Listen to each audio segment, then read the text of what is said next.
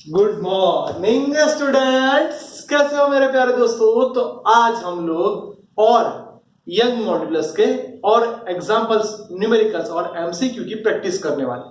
दोस्तों हमें ये बोला है कि आपके पास 4 होलो सिलेंडर वाला एक टेबल है।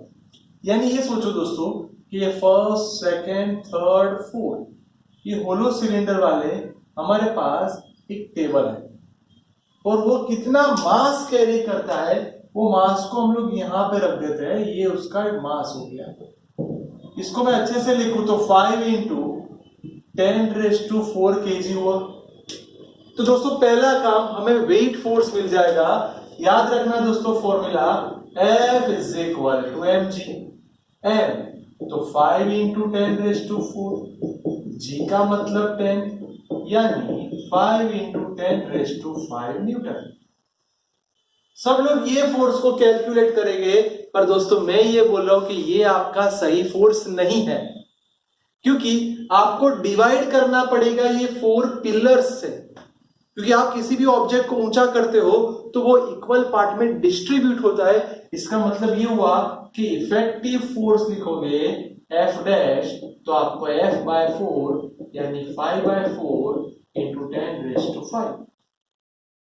इसका दोस्तों आप कैलकुलेट कर दो तो 1.225 इंटू 10⁵ न्यूटन। यस सर, मेरे पास इफेक्टिव फोर्स मिल गया। अब आपको इंटरनल और आउटर दोनों रेडियस दी है। तो इसका मतलब दोस्तों कि मैं एरिया की बात करूं तो एरिया मतलब πr², पाई। अब ये होलो सिलेंडर है, यानी दो सरफेस अलग अलग हुई, तो r² minus r²। Internal outdoor, यानी आपके पास क्लियर हो गया दोस्तों A इज इक्वल टू पाई की वैल्यू 3.14, आउट यानी 0.6 मीटर होगा, 0.6 का स्क्वायर माइनस 0.3 का स्क्वायर। दोस्तों फटाफट आप कैलकुलेट कर सकते हो, ये हो जाएगा आपका इनका मल्टीप्लीकेशन 0.8478 मीटर स्क्वायर। दोस्तों मेरे पास एरिया डन, फोर्स डन। अब याद करो यंग मॉड्यूलस वाला फॉर्मूला, तो Young modulus y is equal to sigma upon epsilon है। Sigma force by area, epsilon L. आपको एप्सिलॉन एल चाहिए तो उसको सब्जेक्ट बनाओ, force by area divide by Young modulus. आ गया आंसर। फोर्स कितना है दोस्तों, तो 1.225 इंटू 10⁵। एरिया 0.8478। यंग मॉड्यूलस सब दिया तो नहीं है, पर दोस्तों आपने कितने सारे प्रैक्टिस किए। अब याद रख लो, स्टील का यंग मॉड्यूलस 2 इंटू 10⁻11। फिर से दोस्तों, स्टील का यंग मॉड्यूलस 2 इंटू 10⁻11 हो गया काम। आप सिर्फ और सिर्फ इजीली कैलकुलेट करो, आपको एप्सिलॉन एल मिल जाएगा।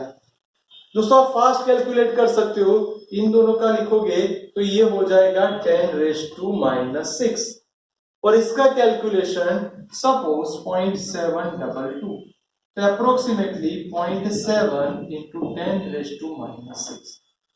आप सब जानते हो दोस्तों एप्सिलॉन एल वो कैसा है, यूनिट लेस है, तो गलती से पीछे यूनिट मत लिखना। सर ये न्यूमेरिकल डन। नेक्स्ट, इतना मास है, आप कोई ऑब्जेक्ट को डोरी से बांध के उसको गोल गोल घुमा रहे हैं, यानी ये आपका मास होगा। दोस्तों ध्यान से समझना, ये आपका सेंटर, आप ये सेंटर है आपका, आपने डोरी से बांधा है, यानी ये रेडियस वही L वही 1 मीटर। तो यहां पे सब लोग गलती करते हैं। दोस्तों पहली बात, आप फोर्स की बात कर रहे हो तो वेट फोर्स तो आएगा ही, उसके साथ सेंट्रीपिटल फोर्स यानी mv²/r। यहां पे प्रॉब्लम क्या है कि वेलोसिटी नहीं दी है, एंगुलर वेलोसिटी दी है। इसका मतलब m g n r। आप सब जानते हो v is equal to r omega. Relation between linear velocity and angular velocity, तो ये हो जाएगा r² ओमेगा² एक cut so mg plus mr omega square. दोस्तों m कॉमन निकाल दो, g m तो कॉमन निकल गया है, यानी r ओमेगा स्क्वायर। बस वैल्यू पुट करो और आपका आंसर आ जाएगा। पर दोस्तों ओमेगा में ध्यान रखना है 2 इंटू 2 पाई करना पड़ेगा। आपको लगे सर ये आपने क्या किया, क्योंकि दोस्तों आपने ध्यान से उसके वर्डिंग्स को देखा होगा, तो 2 रिवॉल्यूशन पर मिनट, रिवॉल्यूशन यानी एक सर्कल कंप्लीट हो गया, इसलिए दोस्तों मेरे को 2 पाई से मल्टीप्लाई करना पड़ा। चलो फास्ट मेरे दोस्तों, मास कितना है 14.5, जी आप 10 ले लो अप्रोक्सीमेटली, रेडियस तो 1 है, यह है 4 पाई स्क्वायर। दोस्तों इसका मतलब आप इसका कैलकुलेट करोगे तो आपको फोर्स मिल जाएगा 7.4 न्यूटन।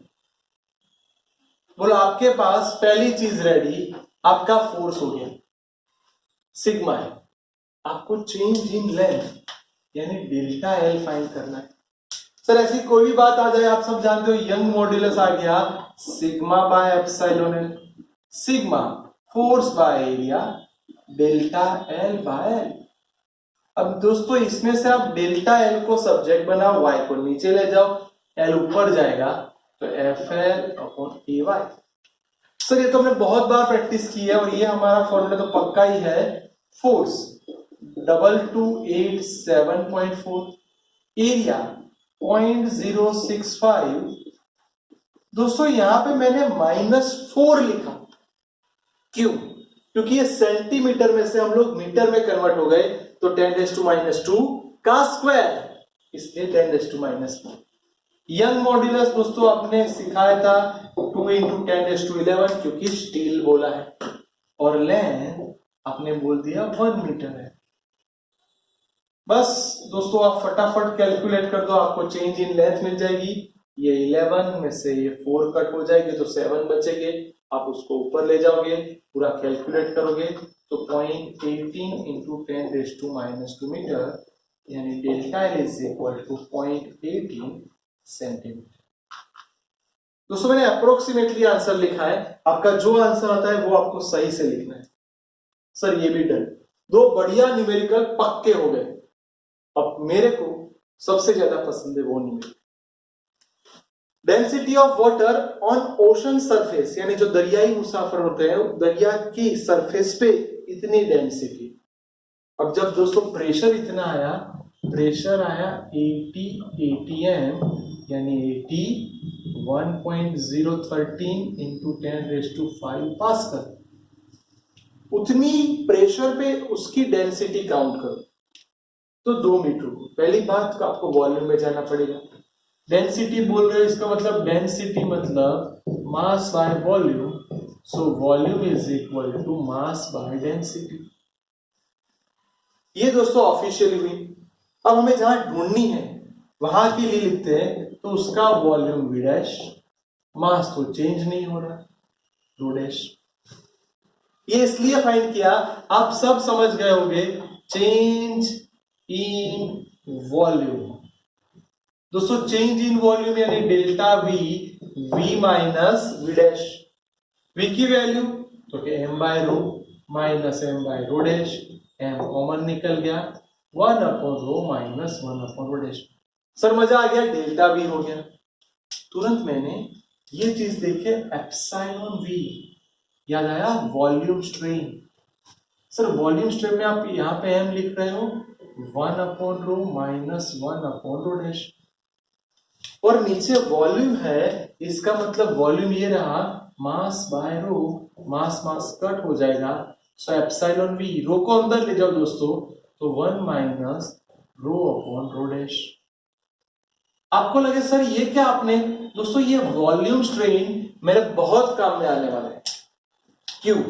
चलो याद करो, बल्क मॉड्यूलस मतलब प्रेशर बाय एप्सिलॉन v, पर डेटा में बल्क मॉड्यूलस नहीं बोला है, कॉम्प्रेसिबिलिटी यानी के दिया है, तो हम क्रॉस प्रोडक्ट करें तो Kp is equal to epsilon v, epsilon v।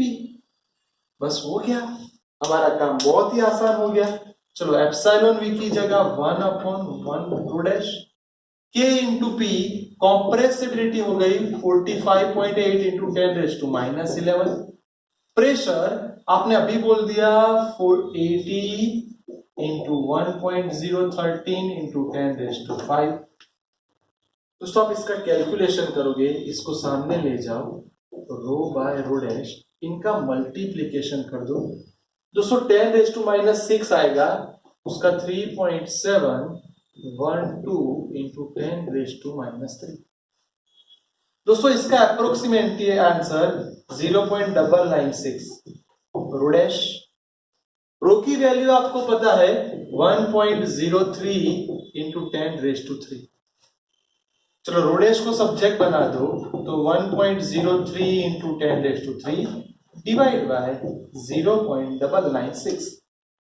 आप समझ गए दोस्तों, इससे थोड़ा ज्यादा आएगा, इसका मतलब 1.034 इंटू 10⁻3 kg पर मीटर क्यूब। दोस्तों आप ध्यान से देखो, आपको बहुत ही बढ़िया चेंज इन डेंसिटी मिल गया, यानी 80 atm पे इतना होगा।